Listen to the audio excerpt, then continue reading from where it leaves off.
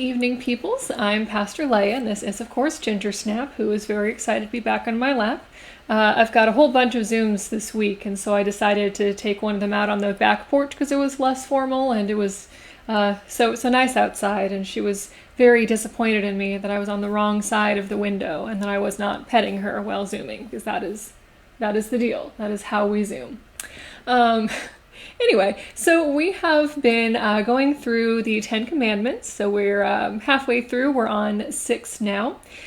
So as we've discussed before, the Ten Commandments, if you don't happen to own a 10-bead bracelet with each of the commandments on them, it might help you to remember that 1, God alone is God, so don't worship other gods. 2, don't keep idols, especially ones with horns.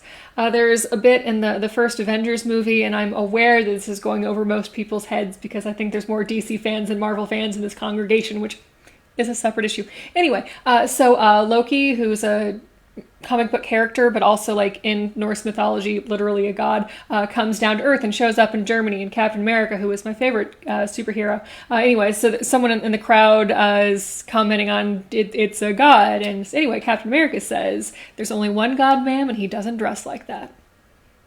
I would have a conversation with Steve Rogers, Captain America, about his use of the masculine pronoun for God, but that is also a separate conversation. Anyway, 2, don't keep idols. They often have horns. Don't keep them. So 3, don't misrepresent God's will, because words, W, matter. 4, keep a Sabbath day so the thumb is resting. 5, honor your parents, maybe a salute or keeping the fingers and thumbs together, whatever floats your boat or whatever, I guess, whatever helps you remember. So this week we've got don't murder. 6, just don't do it. Next week, 7, don't commit adultery. 2 people standing in front of their community, etc., making vows. That means something. 8, don't steal, or you go to jail. 9, don't lie. And, of course, 10, don't covet. This week, Gingersnap stole a candle for some reason. She really likes fire. She loves it when the fireplace is lit. And maybe she thought that she would get her own little fire? I don't know. Why does she steal things? It's a great mystery. So tonight we have the 6th commandment, you shall not murder. It's a very short verse. In the Hebrew, fun fact, this entire commandment is one word. So in non-English languages, you can... so like in English, if we were using the verb to come, we would have like he comes, he will come, he came, he is going to come, he is coming. Those are all, many of those forms, tenses have multiple words to them, will or did or whatever. But in some languages, you can put all of that into one verb. So like, I remember in Spanish learning the imperative tense, so it's not just like he comes, but like you come now, kind of gives the sense of that. It's imperative. Literally in terms of that's what the tense is called, and also literally that it is imperative. Anyway. Latin also has that. Anyway, so some languages, you can also stick on a negative to it. So in Hebrew, murder and don't murder and don't you dare, this is imperative, all can get combined into one word, rasach, which there is not a quiz on this, but it's rasach. So that's just a fun fact for you for the Hebrew.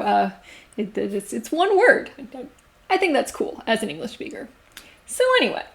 Older English translations, such as the King James, actually, this is not the King James verse. My bracelet says, thou shalt not commit murder. The King James says, thou shalt not kill. That's interesting. I hadn't actually noticed that about my bracelet, so,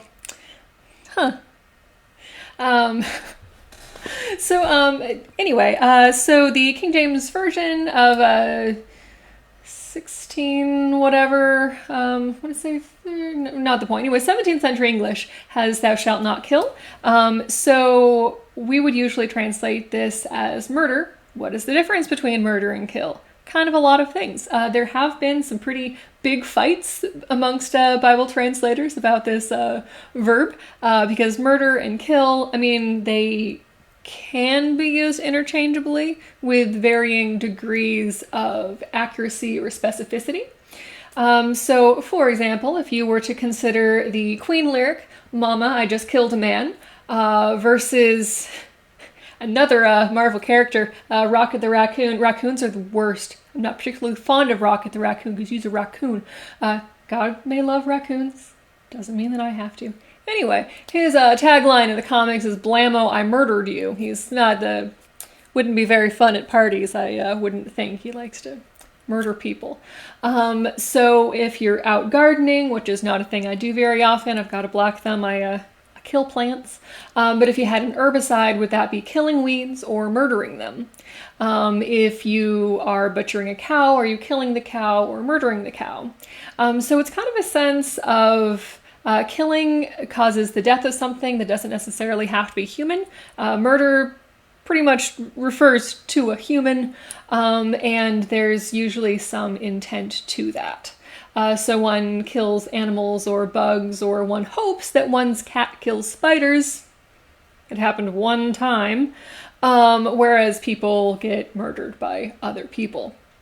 So that is kind of an important distinction, and I believe that in the 17th century, English didn't have as much of a distinction between kill and murder, and that might be why the King James Bible translates this verb translates the verb as "do not kill" rather than "do not murder," because in the sense of English at the time, they were much more synonymous. I am not an expert on 17th century English by any measure. And again, I pulled out my BDB this week, which is such a heavy book, goodness. Anyway, so I looked at the entry, and it's a verb for murder or slay. There's a sense of premeditation, sometimes avenging, kind of. Speaking of avengers, actually didn't do that one first. Or with intent. There's another sense on the next page. Yeah, also a sense of assassinate. So that's definitely killing people on purpose, so more specifically than kill. So if we assume that the heart of the commandment refers to causing the death of a human, which we are assuming that because that is what the verb means. Are there situations in which causing death might be morally acceptable? I'm not having answers to these, but here are some scenarios to consider. Capital punishment, and unsuccessful surgery, a case in which someone's death directly saves the lives of others, war or self-defense, choosing not to prolong someone's suffering. Greater minds than mine have gone into much more depth in all of these issues than I would in a 10-20 minute video rambling to the internet.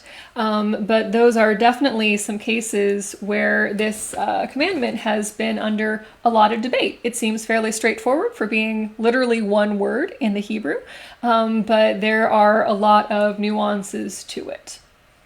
Many people who are Christians are pacifists. Many people who are Christians have very specific readings of this verse or how they choose to apply it to their lives. Given that I truly hope that most people on a daily basis are not going around murdering people, how do we make this more applicable to our lives? What are the moral conundrums that maybe would apply to us? Those are good things to think about. So the Heidelberg Catechism of 1563 asks, is it enough then that we do not murder our neighbor in any such way? The answer given is no. By condemning envy, hatred, and anger, God wants us to love our neighbors as ourselves, to be patient, peace-loving, gentle, merciful, and friendly toward them, to protect them from harm as much as we can, and to do good even to our enemies. So if you ever come across the sixth commandment framed in positives rather than negatives, so here this catechism is saying you shall love your neighbor and protect them from harm, instead of just saying don't murder them. Go a bit farther and protect them from harm, which I think is maybe a more, I mean, again, I've never murdered anyone. I'm sure you're all applauding me right now. It's such a monumental achievement that I've never murdered anyone. But maybe the issue of protecting someone from harm is much more likely to come up for me. Like wearing a mask and social distancing during this whole plague, protecting others from harm. Anyway. So why do you think it might be important to God for humans to not go around murdering each other? Because God created us in God's image and declared us to be good. And God, likes us, loves us even, and doesn't want us to get murdered. So in the Hebrew Bible, God once asked Cain where his brother Abel was. And Cain said to God, "Am I my brother's keeper?" And I would argue that literally the entire Bible in response to that question, which he meant rhetorically, was, yeah, you are your brother's keeper, actually. It is your responsibility in as much as is possible to care for others and protect them and live in community and care for each other and, maybe don't be a jerk and also don't murder your brother. Come on. Anyway, so to what extent are we responsible for the lives of others? I guess as much as we are capable of being. So as we've discussed in previous weeks, all of the commandments, all the 613, I want to say, commandments in the Hebrew Bible, anyway, all of the law and the prophets, Jesus summarizes down to two things. You shall love the Lord your God with all your heart, with all your mind, with all your soul. It's the other bracelet. And also you shall love your neighbor as yourself. So if that is the lens that we're reading this commandment, do not murder, how does that guide us to love our neighbor as ourselves and to love God with everything that we are? And I think that is what kind of tilts the lens a bit. Does that metaphor work? No idea. Anyway, that's what more moves things into protecting others and keeping them from harm and working towards their good rather than just, not murdering them. Which, if you take nothing away from this, don't murder people, because just don't murder people. It shouldn't need to be said. It does. Don't do it.